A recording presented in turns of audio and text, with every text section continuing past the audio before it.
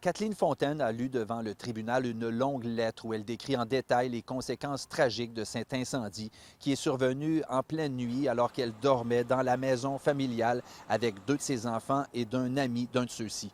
Son troisième enfant dormait ailleurs cette nuit-là.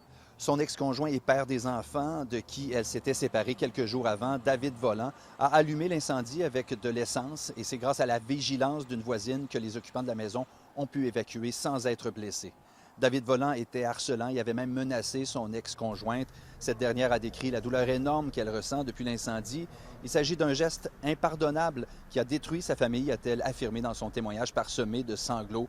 Elle n'a pas encore trouvé un logement permanent pour elle et ses enfants.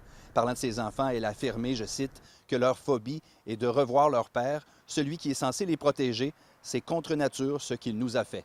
L'accusé David Volant a plaidé coupable à une accusation d'incendie criminel. Il a été condamné à une peine de 3 ans d'emprisonnement. Le chef d'accusation de meurtre non prémédité a été retiré. Je ne peux pas vous dévoiler les raisons qui ont fait que le chef a été retiré. Par contre, je peux vous dire que ça a été fait après discussion avec les victimes dans le dossier, après négociation avec l'avocat de la défense. C'est un crime qui a été commis dans un contexte de violence conjugale. Il y avait également des enfants présents à l'intérieur de la maison.